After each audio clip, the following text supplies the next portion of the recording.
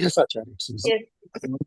शुभस्य श्रीवासराघवगुरोस्तनयं ततश्च विद्या अवाप्य विबुधोत्तमतां दधानं कुर्वे सदा हृदि गुरुं करुणाकराख्यं लक्ष्मीनाथसमारम्भां नाथयामुनमध्यमाम् अस्मदाचार्यपर्यन्तां वन्दे गुरुपरम्परां यो नित्यमच्युतपदाम्बुजयुग्मरुक्मव्यामोहतस्तदितराणि तृणाय मेने अस्मद्गुरोर्भगवतोऽस्य दयैकसिन्धोर्रामानुजस्य चरणौ शरणं प्रपद्ये मातापिता युवतयस्तनया विभूतिः सर्वं यदेव नियमेन मदन्वयानाम् आद्यस्य नः कुलपतेर्वकुलाभिरामं श्रीमत्तदङ्घ्रियुगलं प्रणमामि मूर्ध्ना भूतं सरश्च महदाह्वय भट्टनाथ श्रीभक्तिसारकुलशेखरयोगिवाहान् भक्ताङ्घ्रिरेणुपरकालयतीन्द्रमिश्रान् श्रीमत्पराङ्कुशमुनिं प्रणतोऽस्मि नित्यं श्रीमान् वेङ्कटनाथार्यः कवितार्किककेसरी वेदान्ताचार्यवर्यो मे सन्निधत्तां सदा हृदि. In the previous lecture, we saw about light.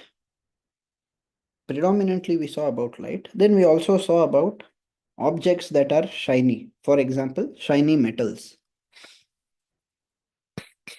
Luster is a property that exists in certain materials by nature. Some other materials are known to give light. Whatever gives light is in some way or the other already containing the element of tejas. It is coming out. We discussed as an example the lamp. When you light a lamp, there is fire. From that fire, light comes. Where is this light coming out of? This was one of the questions that was addressed in the previous class. For us, this kind of a discussion is important. Okay. So we saw about how light is to be understood. We saw about how other schools of thought talks about how other schools of thought talk about light, and how in Vishishtadvaitha it is explained. So now we are going to look at the opposite of light. What is the opposite of light? We say darkness, right? We have to understand this concept of darkness. What is darkness? Some people said darkness is nothing but the absence of light. How? They said, see, we should understand that light by nature gives bright. When there is no light, there is no brightness. That is what is called as darkness. So, darkness is simply the absence of light. If you look at it from the perspective of science, it appears to be absolutely correct. What do you observe as darkness? Where there is no light. This scientific view is taken by Advaita. But here's the interesting part. Vishishtadvaita does not consider darkness to be just the absence of light.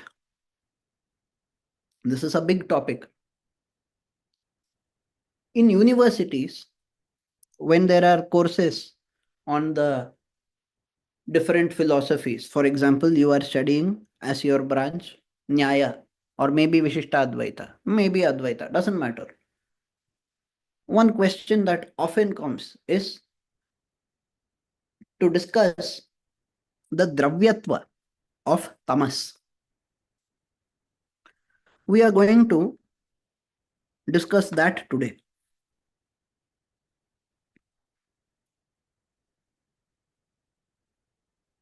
When you look at the Vedas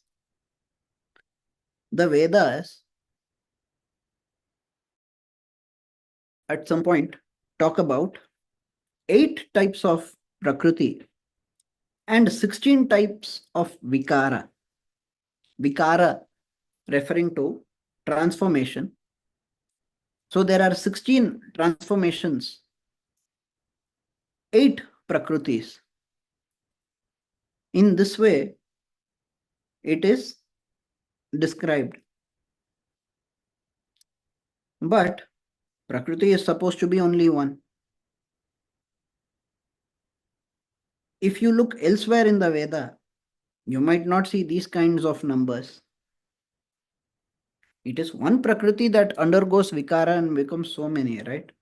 How should we understand such a statement? Maybe if you can count all the vikaras and the prakritis, you would get a better idea. Is that so? Should we try? Let us try. The 8 prakritis are to be understood as prakriti, mahat, ahankara, and the 5 tanmatras. The vikaras are supposed to be the 11 indriyas, 5 in karmendriyas, 5 jnanendriyas, and then manas. That makes it 11 indriyas. Then panchabhutas, that make it 5 more. That is 16. So indriyas and bhutas put together are 16. The prakritis, that is prakriti, mahat, ahankara, and then the 5 tanmatras. Shabda, sparsha, rupa, rasa, gandha. They make it 8. In this list, you do not see tamas. You do not see this list in several Puranas. Puranas appear to have some other list. But we carefully understand by saying, look, Mahat is indeed a transformation of Mula Prakriti. We should understand properly 2 things. One is that the terms used are not 100% fixed. At one place it will say 1 Prakriti. At one place it will say 8 Prakritis. That need not necessarily be taken as a contradiction. So, there is no conflict. There is no big problem as such.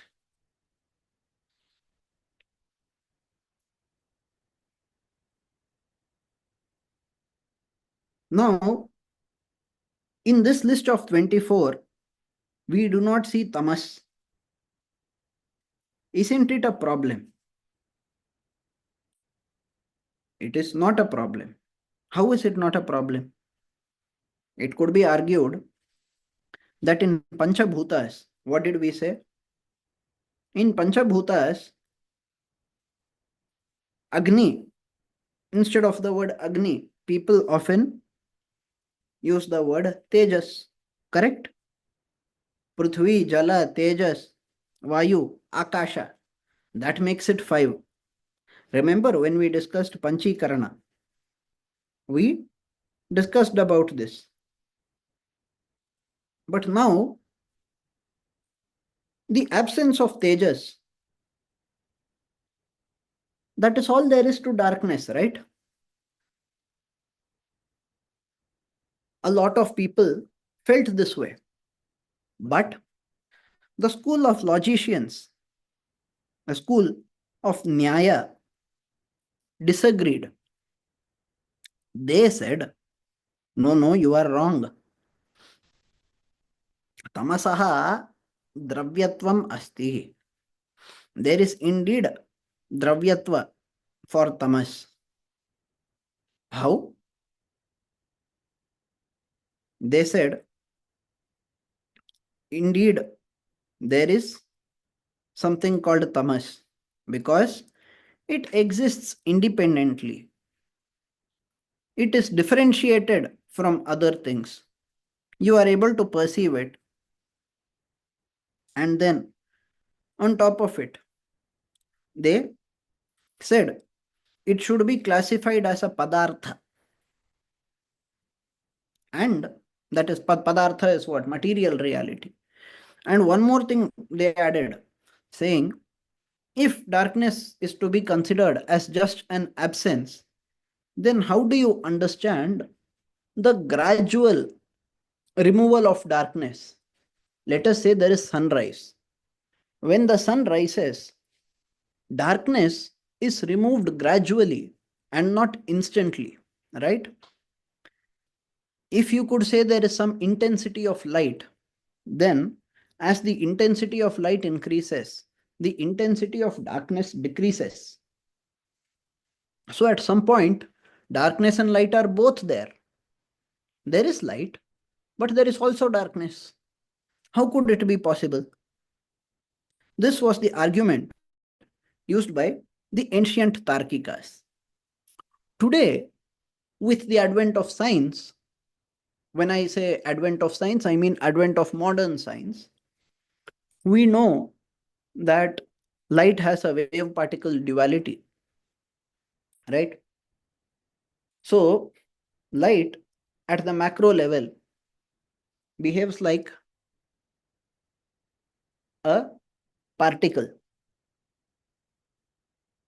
right? And at the micro level, it behaves like a wave, which is why it is able to undergo diffraction. So, there is wave particle duality, but more importantly, light as an entity, you understand it as different rays of light, so many different rays of light being shot at a very, very high speed, so high that it is the fastest speed. The speed of light is the fastest speed. If you travel faster than it, you are traveling faster than time.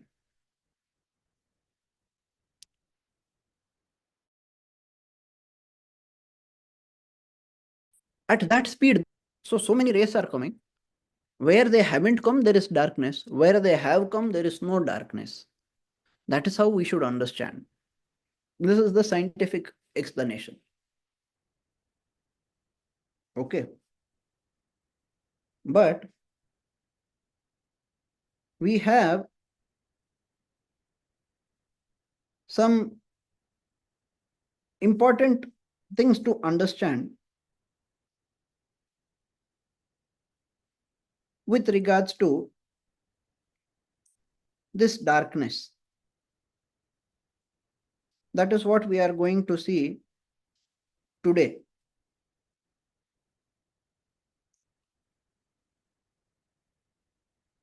The thing is,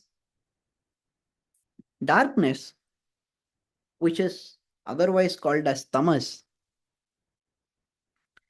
it is one of the three gunas, right? Sattva, Rajas, Tamas. But does Sattva mean light? That Tamas means darkness? No, no. When you look at the three gunas, the Tamo guna is associated with darkness. Darkness is called Tamas.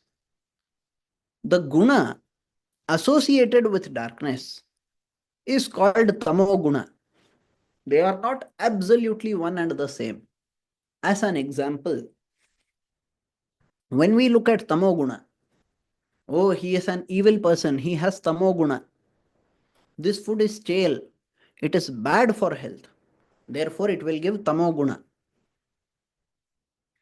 Swami Deshika in Ahara Niyama classified foods into those that are appropriate for Sri Vaishnavas to consume and those that are inappropriate. The classification we call as Satvika and Tamasa. There is no in between that you can eat once in a while or in small quantities or things like that.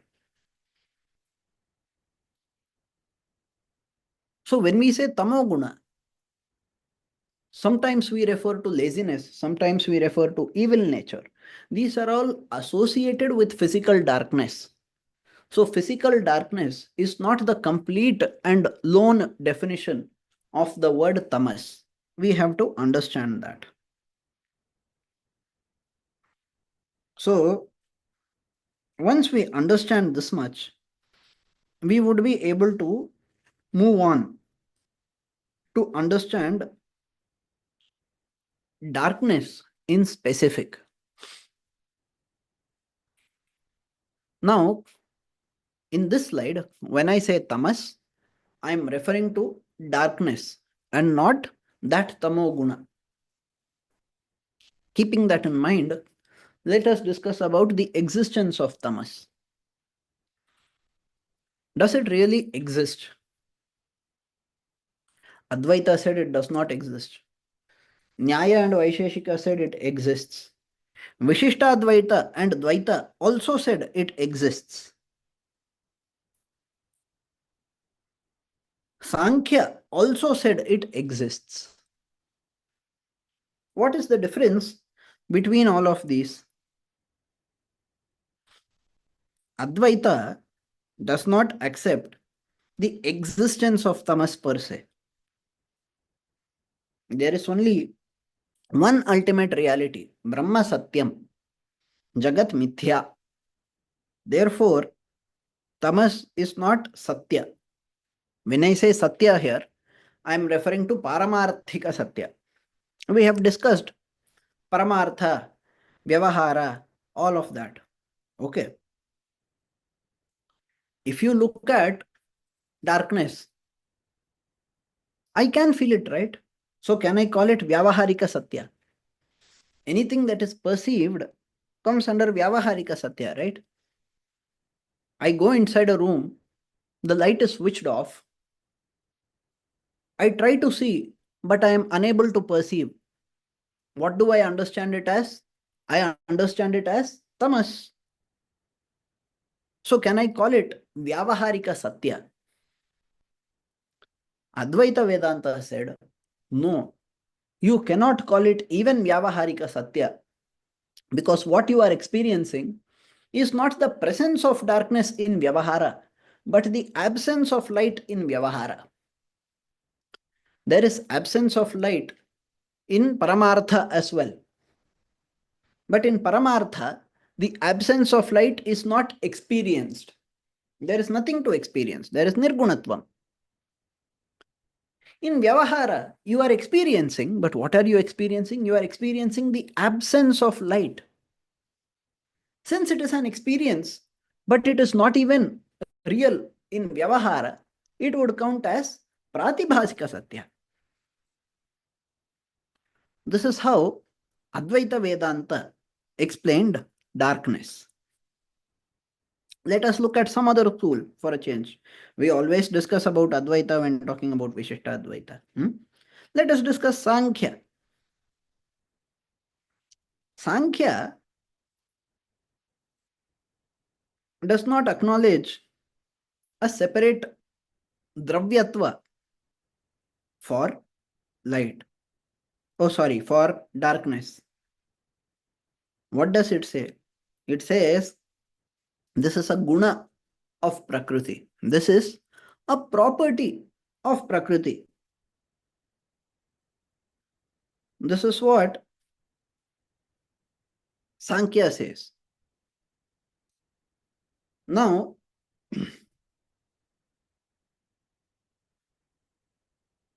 we should try to understand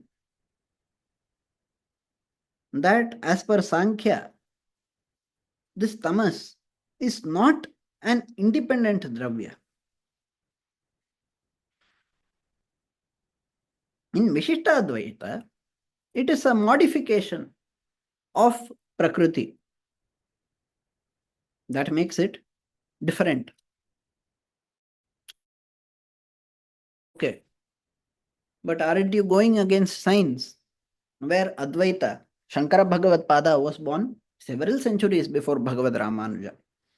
Bhagavad Ramanuja did not create Vishishtadvaita. Shankara Bhagavad Pada did not create Advaita. Advaita was there since long before. Vishishtadvaita was also there since long before. No big deal. But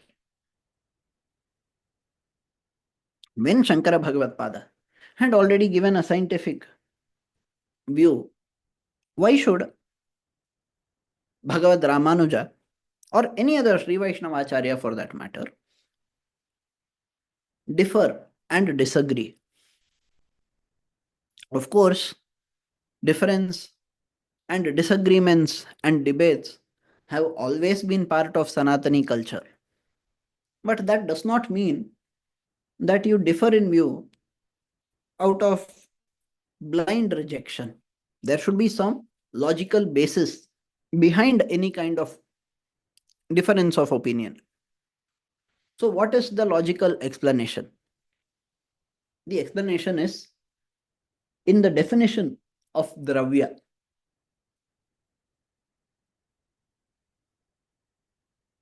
A real entity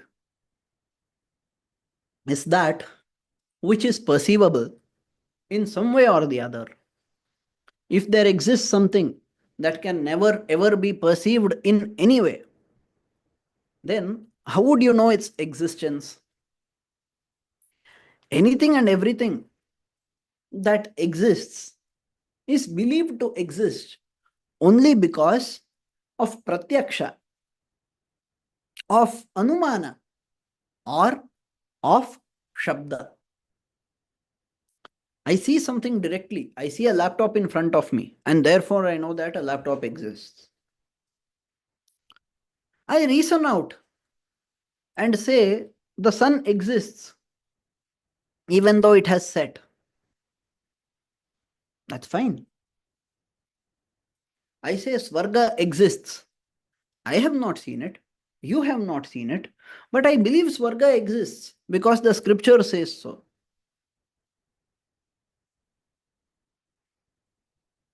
This is the basis for belief. We call this pramana. And we have discussed pramanas in detail before.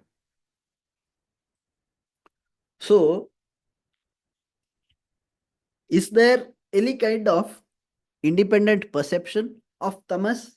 Yes, there is. You enter a dark room, you know that it is dark. This does not depend on anything else. Given that a place is dark,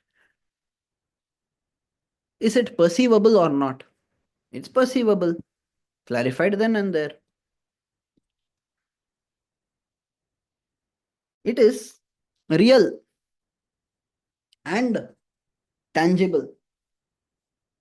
This is an important point. When we say it is real, what do we really mean? We imply that it is not an illusion or just an absence. But more importantly,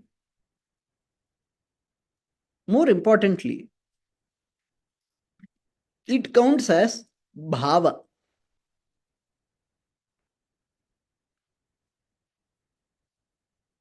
Abhava means absence of existence.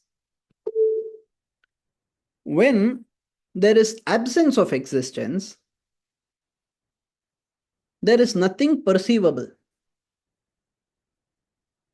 But you can have direct perception of darkness, right? Something that is non-existent can never be perceived. Therefore, if you are perceiving darkness, it means darkness exists. Don't call darkness as some physical entity like some stone or metal.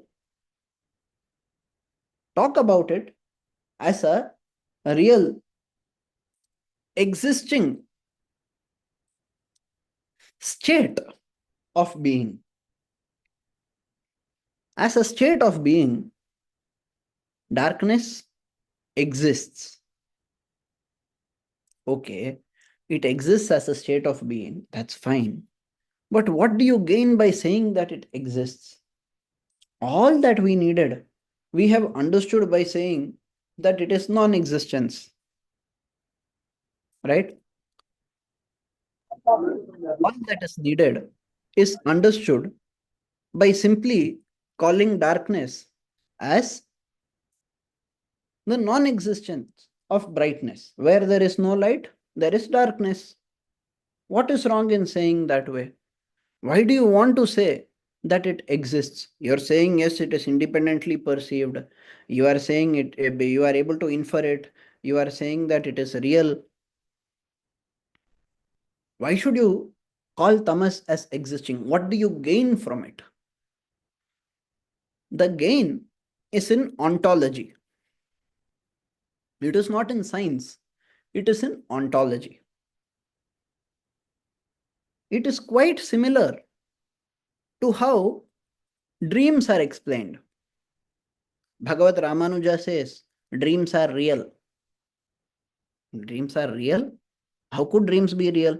I have 100 dreams. In one dream, I was riding a unicorn and flying across Mars. Are you saying that is also real? No, no, no. What you see inside the dream is not real. Okay, are you saying that it is true that I'm experiencing a dream? Yes, yes, it is true that you are experiencing a dream, but the experience that you get is also real. Although whatever perceptions you have during that experience might not be real. Now, this sounds a little complicated. Let us understand it carefully. The experience is real, but the perceptions during the experience need not be real. What does this mean? When I experience a dream, maybe something great happens there. Maybe I'm given an award by the Prime Minister. That's a great thing. Maybe I feel very happy in my dream. Yes, I have achieved something great. I wanted to do something great for my country. I managed to achieve it, and now the Prime Minister, President, they're all coming and honoring me. I feel so proud of myself. I feel so happy. That experience of happiness is real. But have I really got an award from the Prime Minister? No. So, whatever story we see inside a dream might not be real. But there is indeed an experience caused by the dream, and this experience is real. Why do you call it real? Came the next question. It was answered in a very simple way. It is a reflection of karma phala. If you get a nightmare, you wake up with a shock, you wake up with sadness, right? What is a nightmare? A bad dream. Something bad happens to you or your dear one. Something bad happens. You feel pain. You feel sadness. What causes sadness? Papa karma causes sadness. So, there are some sins which give us bad dreams as a result. There are some good things which give us good, pleasant dreams as a result. We have performed some karma. We are real as per Vishishtadvaitha. The karma is real as per Vishishtadvaitha. Therefore, karma phala is also real as per Vishishtadvaita. As karma phala is real, karma phala coming through dream is also real. So, the exact perception that you have in a dream, maybe you are flying with wings, maybe you have changed your form into a dinosaur, anything could happen in a dream. Of course, there is a separate Shastra behind the interpretation of dreams. We are not getting into that. But what we would like to highlight is the fact that karma phala is real. In the same way, whether you perceive something due to the existence of light or whether you fail to perceive, right? Let us say there is a chair in front of me. When light hits the chair and then comes to my eye, I know that the chair exists. I'm able to see and understand. But suppose I've entered a dark room. I'm not able to perceive. There is a chair in front of me, but I'm not able to perceive that a chair is there. This also happens due to karma. And this, therefore, also has to be acknowledged as real. So, we are not talking about the scientific aspect. We are not saying that there is some antiphoton that is causing darkness. No, no. An antiphoton might exist in an anti-universe. That's a different thing. Here, wherever there is no photon, are we going to imply that there is something that is the exact opposite of photon? Is there some ray of darkness that spreads? No, it does not happen that way. Furthermore, no, I'll go to that point after this. So, we are not saying there is an anti-particle. We are saying this has to do with experience. You are able to perceive it. Therefore, it is an existing positive entity. It is not a negative entity like antimatter, and it is not a non-existing entity.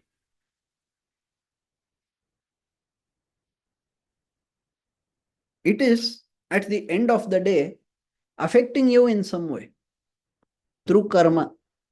And that means it is taking you closer to Bhagavan or away from Bhagavan. When it is experienced and distinguished and is having an impact, when all of these three are real, the entity should also be counted as real. And therefore, tamas does exist. Is it clear? Science said darkness is the absence of light. Advaita said darkness is the absence of light. Vishishtadvaitha said darkness is a separate entity. We acknowledge it as a different entity. For Vishishtadvaitha, acknowledging as an entity does not require a physical existence. What is required is an ontological effect. So, you are able to experience it? Yes. Is it able to affect you in any way? Yes. Then it exists. That's all. Whether it exists in the physical plane, ontological plane, you call it whatever you want, it exists. That is how we should understand it. A non-existing thing cannot have any kind of impact on us. Only something that exists can have an impact on us. Oh, what are you saying? I can have an impact even when even when something does not exist. When food does not exist, when food does not exist in my plate, I get hungry. Isn't it an example of non-existence of something having an effect? No, it is not non-existence having an effect. There is an existence of a state of not eating anything. That is only causing the hunger. So, when you use the word existence, do you imply physical existence or do you imply something more that has to be understood properly? So, to conclude, Vishishtadvaitha says, yes, tamas exists. Why does it exist? We are independently able to perceive it. It is having some effect. And that effect is karmic. It is, at the end of the day, real and tangible. What about the sky? The rising of the sun. See, you take it as a different mode of existence that goes away when the sun is shining. Don't think about it as the absence of light that is decreasing. First of all, as absence of light, that is darkness, gradually decreases. It decreases bit by bit during sunrise, right? But as it decreases, it was argued by some non-Vedic schools that it is going away slowly. This itself is a proof that it is not just an absence. If it had been an absence, it should have disappeared all of a sudden.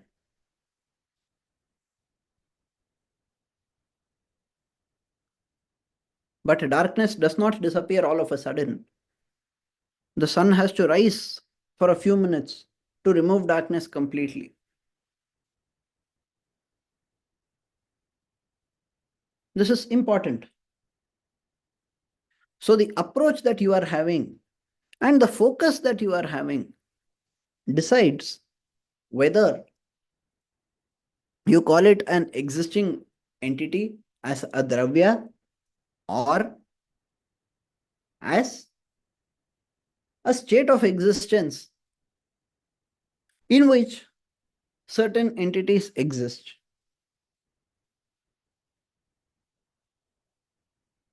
So it's going to be a slightly difficult question if you do not understand, but it's quite easy. It is independently perceivable. It is having effects on people. It could have karmic effects on people. And therefore, it exists as an entity as per the definition of entity given by the Vishishtadvaitin. I hope this is clear. Now, a question might be asked. If it is not clear, please let me know. A question might be asked. What do you think is the role of tamas? It should have some purpose, right? You are saying it's a separate entity. Okay.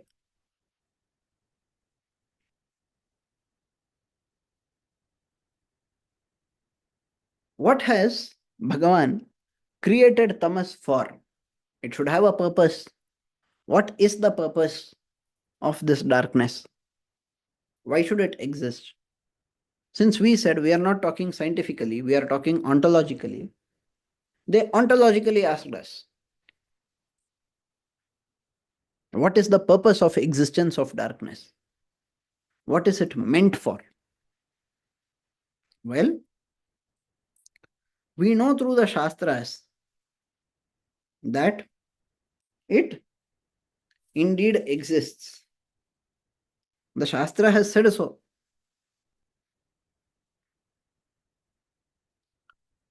The scriptures have declared, okay, is that the only thing?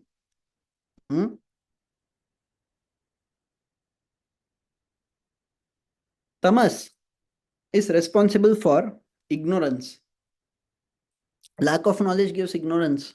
You don't have knowledge, you will be stuck. So, tamas is responsible for ignorance. Tamas is also responsible for inertia. As an example, one of the biggest inertia that we suffer from is that of karma vasana. In your previous lives, you were like this. Therefore, in this life also, you are continuing to be like this. We hear such things, right? Give me just a few seconds.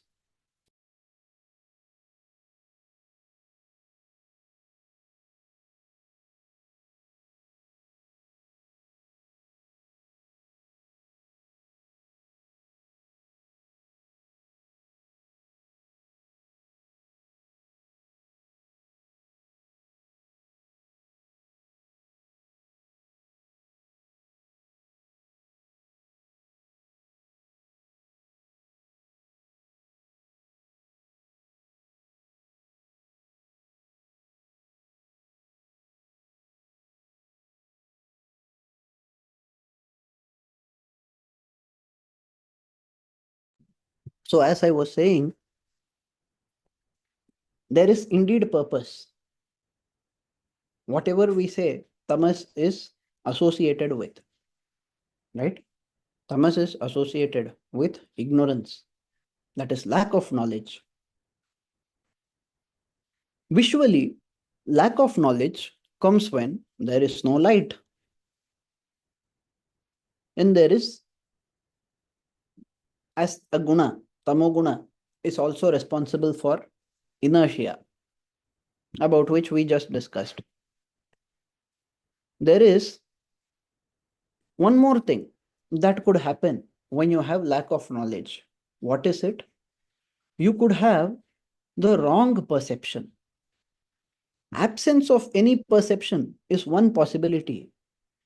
Getting the wrong perception is another possibility. So, due to darkness, there is a famous example that we use. Due to darkness, a rope is wrongly inferred to be a snake. This is a very frequent example that we use. A rajju, that is a rope, is wrongly assumed to be a sarpa, snake.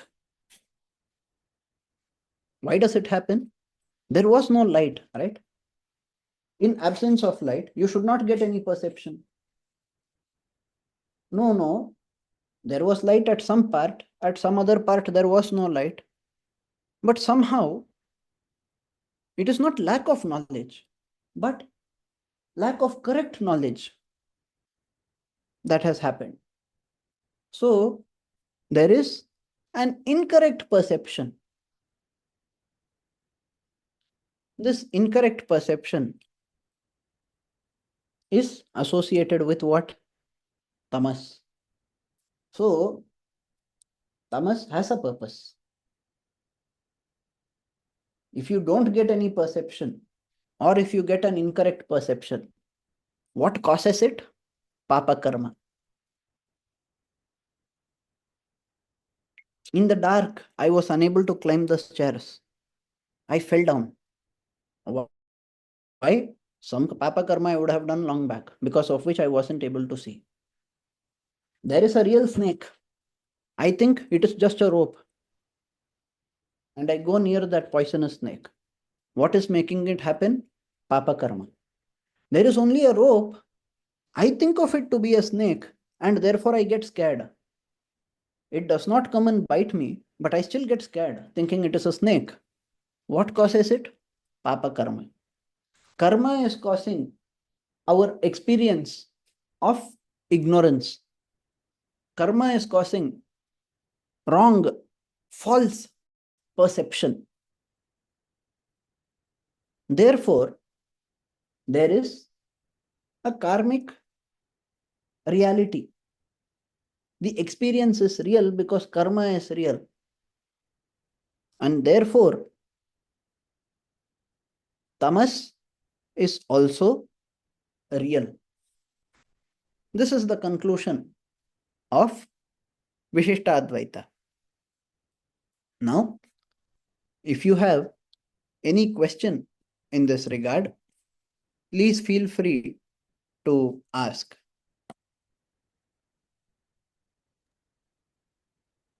Swami, then the karmas are associated with tamas, we can say this, or Associated with sattva, rajas, and tamas. tamas. Okay. Where Okay. you experience tamas, it is the result of bad karma. Where you experience sattva, it is the experience of good karma. Sattva is associated with everything good. So when you have a sattvic experience, let me give you a simple example. Let us take music. There is music that pleases you, keeps your mind calm. You love it, it is healthy. Then there is music that somebody nearby might be running on a loudspeaker, so loud that you don't understand the lyrics, so loud that even the music sounds like they are destroying a building with a bulldozer. You might not enjoy that music. You are not the cause of the music. You are not going and playing that music. Yet you are suffering from it. You don't want to hear it, but it is so loud. You get a headache, but you can't do anything. You are there. You just have to walk away. Why does it happen? It happens because of bad karma. So, bad experience is a result of bad karma. Good experience is a result of good karma. If you are unable to perceive something, or if you are unable to perceive something correctly, it is a result of bad karma. That is exactly what happens when there is tamas. Is it clear? Yes, Swami. Uh, there in previous class you talked about that Rama. There is a verse where in Valmiki Ramayana, you told us we will discuss in next class. So, Please ask the question again. Then we will. okay, okay. So the question is about when Rama himself says that, oh, due to my previous karmas, I having like the experiencing is very bad and all. So the answer I gave is to Sarira Sarira Bhava, but you says that includes Abheda, and I mean you said that there is a proper explanation I will give in next class. So So let this me, is yes, I remember now. Let me start with a very simple example. Okay. Space exists across air, water, and land. Okay. You look at the sky, there is space. On land also there is space. Space is occupied by land. It is occupied by water at some other places. It is occupied by air at some places. And it is occupied by nothing at certain places. We call it a vacuum, right? Now suppose you put some dirt, solid dirt. You say the land is polluted. Gaseous dirt. You say the air is polluted. Liquid dirt. You say water is polluted. Do you ever say space is polluted? Space is not polluted. Space is occupied. Do you understand the difference? yes, yes. Space exists inside and outside of whatever is there. I have a box with me. Maybe it is a useless box. It is trash. I will throw it into the dustbin. I will call it waste.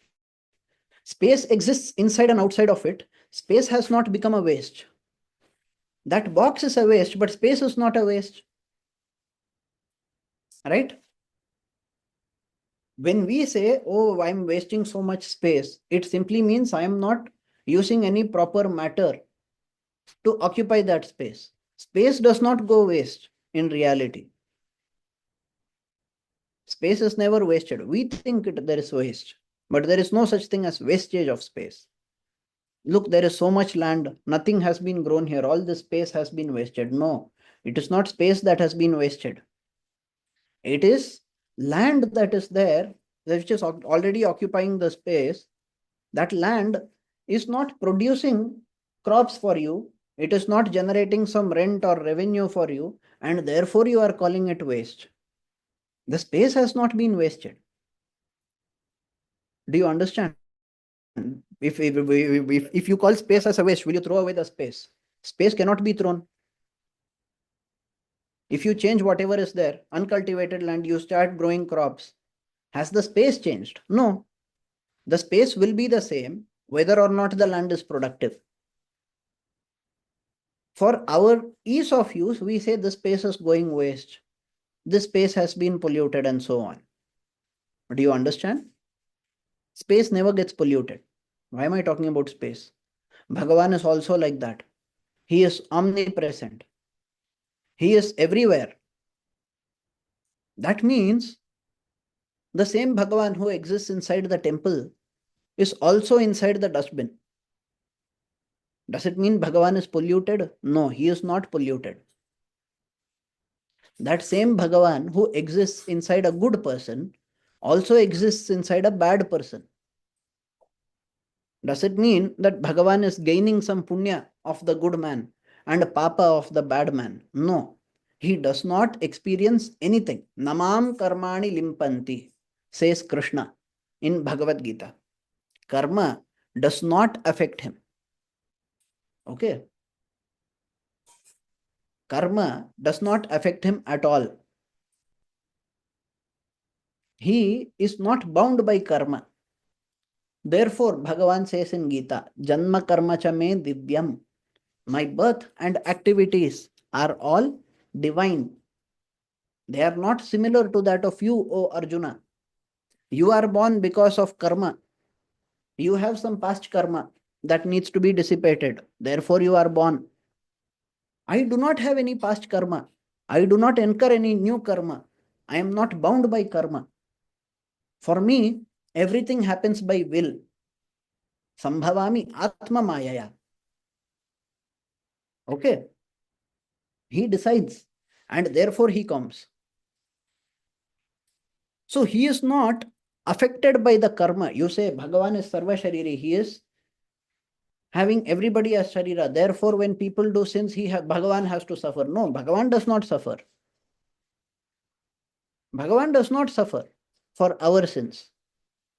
Maybe in Christianity, they say Jesus will experience pain for the crimes of the Christians. But we don't say Bhagavan feels that. As an expression of emotion, we do at times say Bhagavan feels bad. He feels sad that people are doing this. As an expression of emotion, we do say it at times. But it is not technically correct. Bhagavan does not feel sadness. Okay. He is defined as Nikhila Heya Pratyanika. He, by definition, he is not defined as Nikhila Heya Pratyanika. He is, by definition, Nikhila Heya Pratyanika. He is, by definition, void of all bad qualities. He is, by definition, endowed with infinite auspicious qualities of infinite measure. And therefore, there could be no problem for Bhagavan ever. Okay. Rama does not experience difficulties because of our sins. If you commit a sin, you will suffer for it. If you commit some sin and Bhagavan suffers for it, that means you are free to commit as many sins as you want. I will keep committing sins. Bhagavan is there to experience. No. Maybe somebody comes and argues saying, no, Bhagavan experiences only a portion of your sin. Then also it is good. If I commit a big crime, but I have to experience only half of the punishment, then I will be encouraged to do that crime, no? Bhagavan is there. Let me be a criminal. This, it is like this. Suppose big crimes do not get big punishments. You know how law works, right? Small crimes lead to small punishments. Big crimes lead to big punishments. What if you don't give a big punishment? A serial killer, a terrorist comes to India. He does a bomb blast. And then the court says, you have to spend just 10 years in jail. Another 10 years, instead of you, somebody else, some guy called Bhagavan is there, he is going to come. What will the terrorist do? He will happily come and experience. And after 10 years, he will go and commit the crime again. Do you understand? There is a fundamental reason why the theory of karma works. When you do something wrong, you have to experience the effect. When you do something good, you have to experience the effect. Bhagavan will not experience. So, does it mean that if there are good people, Bhagavan will automatically get their phala also? No. If you say Rama suffered because of the sins of other people, then you should say Krishna was happy because people were all good. That doesn't make any sense.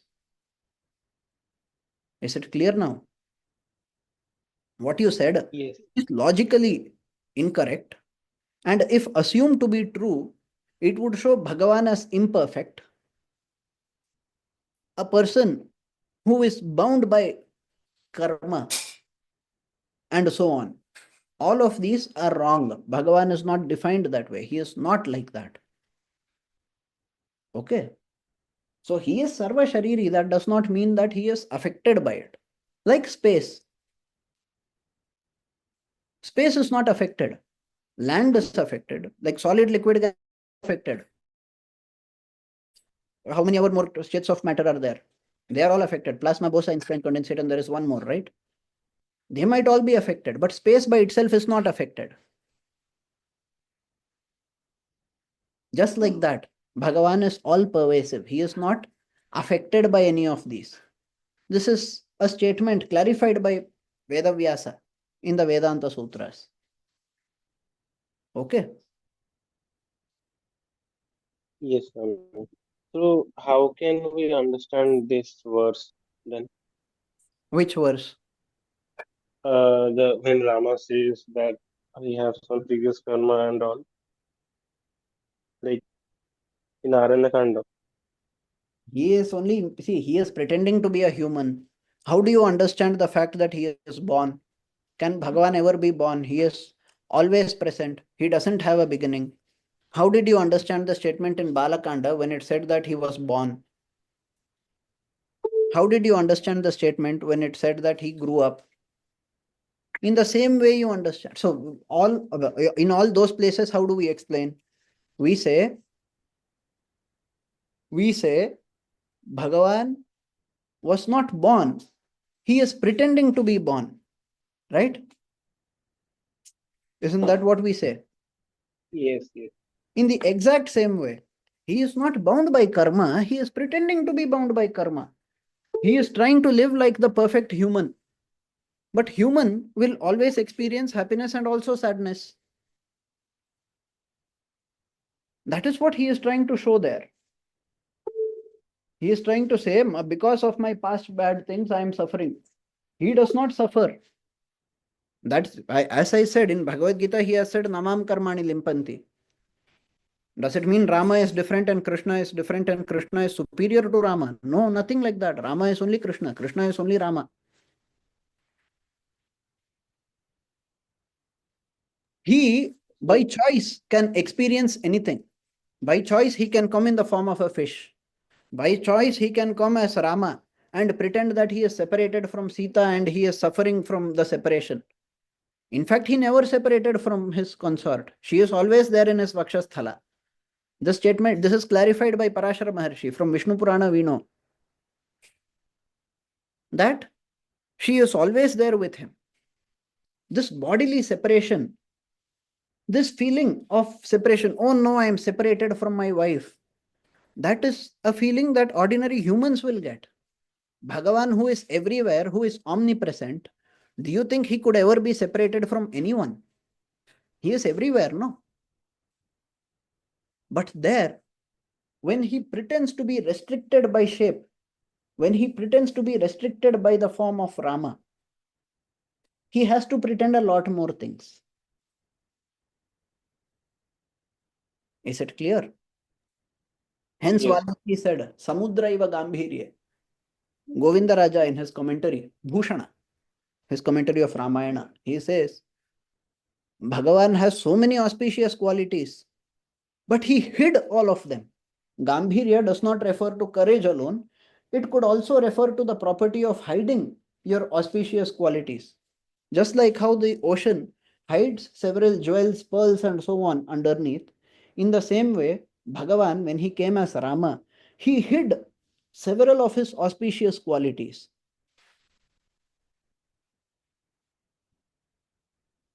Because he had to behave like an ordinary human. Otherwise, we will not listen. No, we will say, "Ah, he is Bhagavan, he will do like that. He can suffer anything. I am an ordinary human. Don't compare me with him. He is Bhagavan. What does he know?" We shouldn't say such things. No, it is for us that he was born that way. It is for us, it is for teaching us the right path, that he himself lived as a human and showed us that yes, you can live a dharmic life as a human. It might be difficult, but you can live and you can be successful. No matter what happens in life, stick to dharma. Imagine the enemy, Maricha, calls Rama as Vigrahavan Dharma.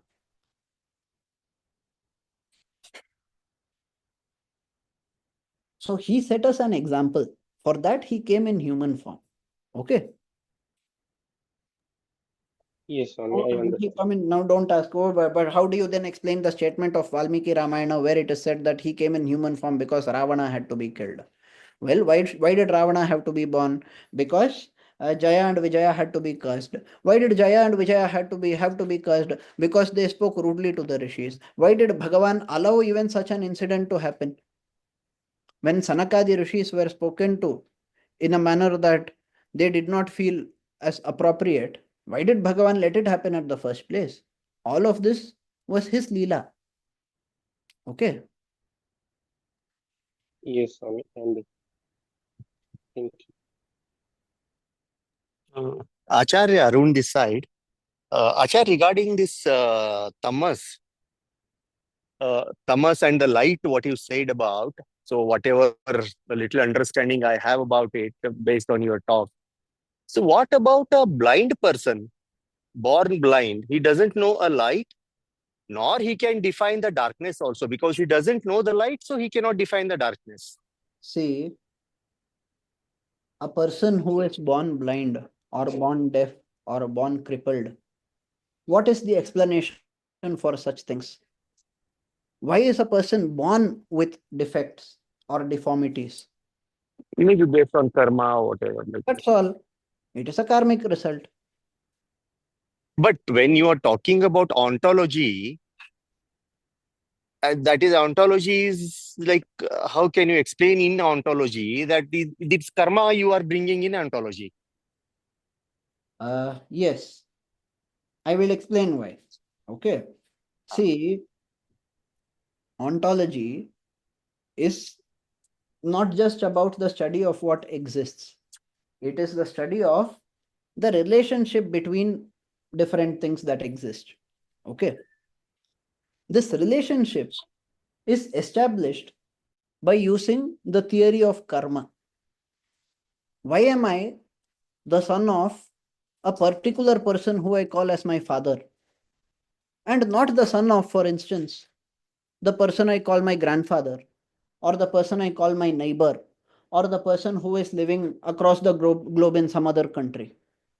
That is karma only. The relationship between all sentient beings is established through karma. The relationship is established through Bhagavat Sheshatvam, Bhagavat Shariratvam, and so on. Okay. Now, a person who is blind does not get to see. Does it imply that light does not exist? No. Light exists whether or not he sees. But for him it doesn't exist. No, for him the truth No, is different no. because I have the eyes. That is See, light. perception. No, sorry, Acharya. The light is related to my vision, No, mere light is vision. not related to your vision. I think you missed one of my classes. I would have. I was explaining about light. I don't know, maybe the previous class or the class before. I was explaining how whether or not you are able to see it, the tree that is behind the wall is still there. Okay. Perception does not define reality. On this, I had spoken. I don't remember whether it was the previous class or the class before. Uh, I feel Yeah, that this is reality. That does not mean that it is reality. If I feel that 1 plus 4 is 44, that will not mean that for me the truth is 44 being 1 plus 4. No, that is my perception. That is my understanding. An understanding of reality need not necessarily match with the reality itself.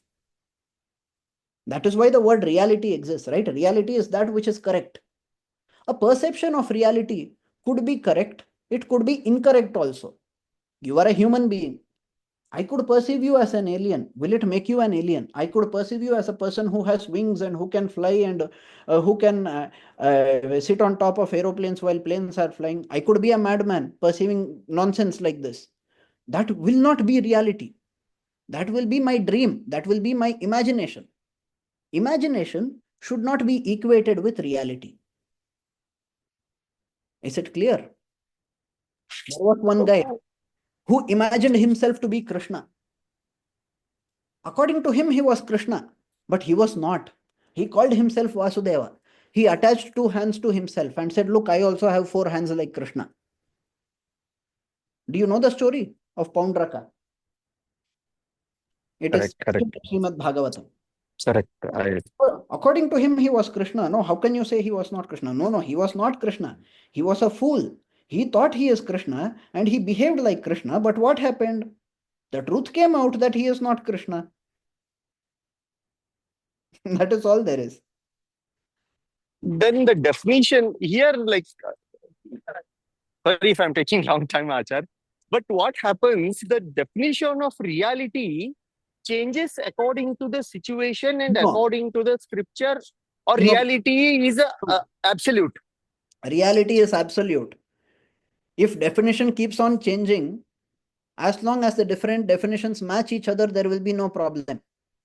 Assuming they are in the scripture.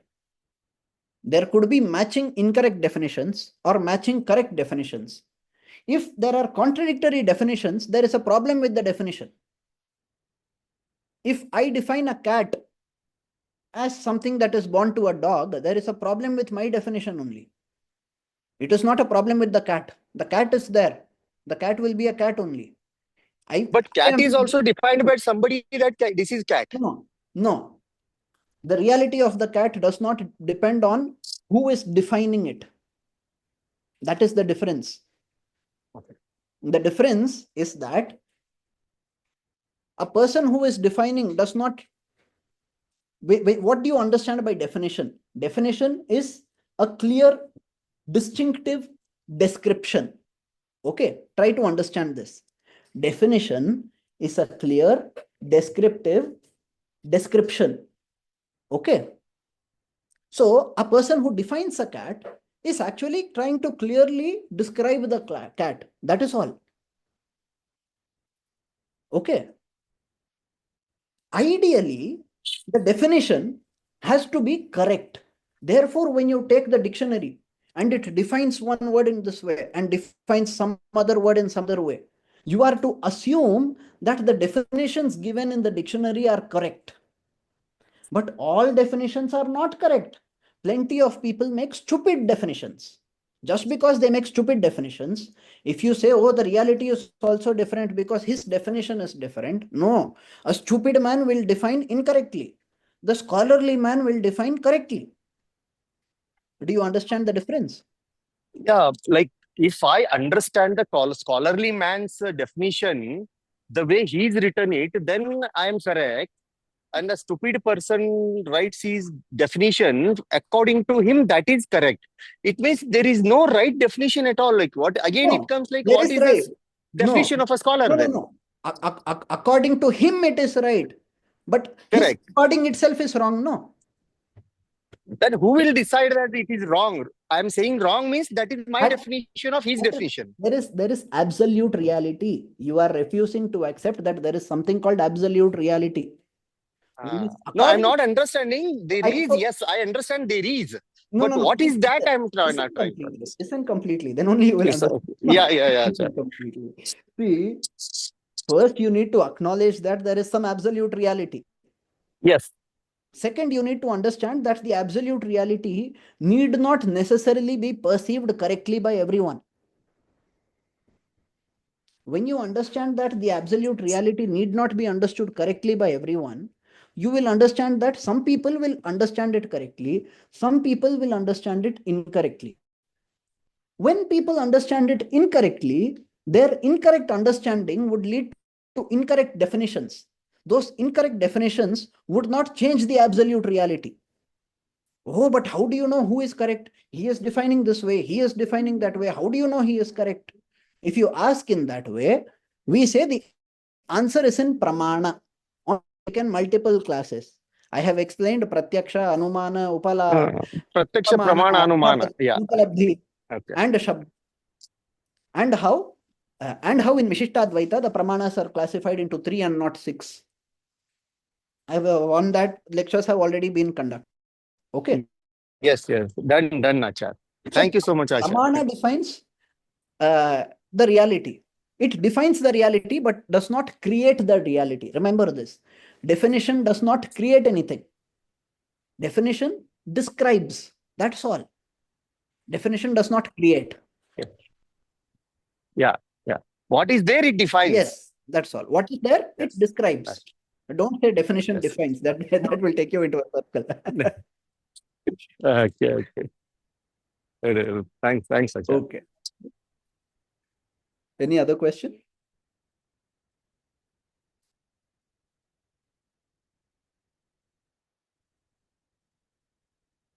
Okay, there is no other question. I will end the class here. Thank you for attending.